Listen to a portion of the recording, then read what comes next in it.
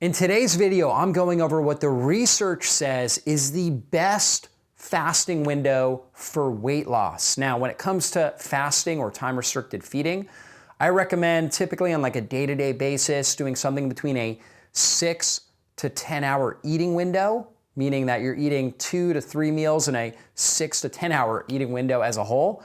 But research shows, and this is really the type of time-restricted feeding that's been practiced and studied the most. Research shows that a 16-8 window tends to be the most effective window for burning fat, stabilizing blood sugar, improving insulin sensitivity, and being something that people can be compliant with. Compliance is a really big factor here. And so there was a study, December 2022 study, that is time-restricted feeding beneficial for body weight and metabolism of obese and overweight adults? And what they showed, and it was actually a meta-analysis, which is kind of the gold standard, where you're looking at a whole bunch of studies and you're doing an overall review. So it's a systemic review, meta-analysis of all of these studies. And what they found was that 16-8 was very effective. There was a high compliance rate, which is always key in any kind of study, any kind of therapeutic activity. You want to make sure people are going to be compliant and follow through. So there was high compliance rate, and there were great results where people lost weight, they improved their blood sugar, they improved their insulin levels, and on top of that, they didn't lose lean body tissue. They didn't lose muscle tissue or bone tissue. And it was something where their quality of life really improved as they were doing this. And so what does a 16-8 look like? It's basically 8 hours of eating. So you might eat between, let's say, 10 a.m. and 6 p.m. And then you would fast from 6 p.m. to 10 a.m. the next day. And I always say the time between your first meal and your last meal, we call that your building phase. You're stimulating hormones that have to do with cell reproduction and storage, okay? And so that would be hormones like insulin, for example, which when insulin's elevated, we store fat, and we also store sugar in our muscles and our liver. When insulin goes down, we burn fat. We also liberate glycogen, right? This storage form of sugar that's in our muscles and our liver. So during the time between our last meal and our first meal, we're going into the cleansing phase where we now start to burn fat. We start to break down old damaged proteins within the cell. We call that autophagy. And we start to reduce our overall glycogen. We start to also burn through blood glycogen, or basically glucose that's stored in our muscles and our liver. So we start to break that down as well. And so it's all part of the phase. And so the interesting thing with this study was that they showed that early time-restricted feeding was better than late time-restricted feeding. What does that mean? It depends on when your window is. Early time-restricted feeding is basically when you have your eating window earlier in the day. Okay, so let's say again, 10 a.m. to 6 p.m. would be considered early time-restricted feeding, or you could do like, let's say 8 a.m. to 4 p.m. So earlier in the day, consuming your meals, that's actually going to have better benefit. And that's because when it gets dark out at night, we start secreting more melatonin. Melatonin is this amazing anti-aging hormone that helps us sleep really well, really deep, but it also is this powerful antioxidant that cleans up mitochondria, protects the mitochondria. We stimulate melatonin release at night as it gets dark. The other thing about melatonin is when melatonin's elevated, we become more insulin resistant. So we're not as good at getting sugar out of the bloodstream and into the cells. So if we're eating meals at night after dark, we are not going to metabolize the glucose in that meal as effectively. Also, our overall digestive juice production, our production of stomach acid, bile, and pancreatic enzymes goes down at night, and now we're not able to break down the food in general. It's more of a stressor on our body if we're eating late at night. And so when it comes to time-restricted feeding and intermittent fasting, you really have to fit it around your schedule. And for some individuals, they just have to eat in the evening. But as much as possible, if you're able to do it, where you finish your last meal before it gets dark. Okay, I recommend finishing your last meal before 7 o'clock, ideally at night. You are going to get much better benefits when it comes to blood sugar stability, insulin sensitivity, and overall fat burning. And you're going to feel better in general. And so that's what the study showed. And that's what we try to accomplish. And so 16-8 is great.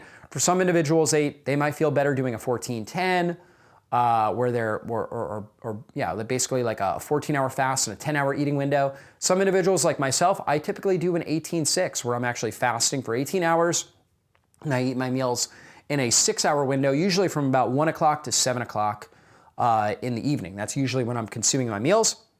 Now, a couple other things that I recommend. One is called a 5-1-1 variation. This is where 5 days a week, we're doing some sort of time-restricted feeding, intermittent fasting, a 16-8, just like the study said. So you're doing 5 days a week, you're doing the 16-8 fast. 1 day a week, you are not doing a fast like that. You might fast 12 hours overnight. I recommend that. But then you're eating throughout the day. So you're eating in a longer eating window, 1 day a week. And then the other day, the other day a week, you're actually stretching your fast. So you're really trying to stress your system a little bit more. I recommend trying to do a 20 to 24 hour fast 1 day a week, where maybe you just consume 1 or 2 meals in let's say a 1 to 4 hour eating window. That's gonna drive up more autophagy. You're gonna get rid of more damaged proteins. It's also gonna drive up more fat burning. So doing something like that really provides kind of a sustainable lifestyle that you can follow. You can have 1 day a week where it's your feast day. You're able to enjoy a lot of food, eat more calories that day, and don't restrict yourself to a tight eating window. Another day a week, you are doing your famine day, where you're kind of extending your normal fast. And then the other 5 days, you're doing the most compliant form of time-restricted feeding, which is that 16-8 window, consuming your meals in that 8-hour eating window that's been shown based on research to have great benefits and high compliancy rate. One more caveat is to remember women and menstruation. And so the menstrual cycle starts on day 1. So the moment a woman starts menstruating, we call that day 1 of the cycle. And normal cycle is about 28 days. Day 14 is ovulation. Usually the last week before a woman menstruates, that's when she has more hunger, more cravings. That's when it's harder to do intermittent fasting. So I don't recommend intense intermittent fasting during that last week. Don't do the 20 to 24 hour fast in that last week. So during that last week, what you want to do is maybe like a 12 to 14 hour overnight fast, and then consume more calories in general, more protein.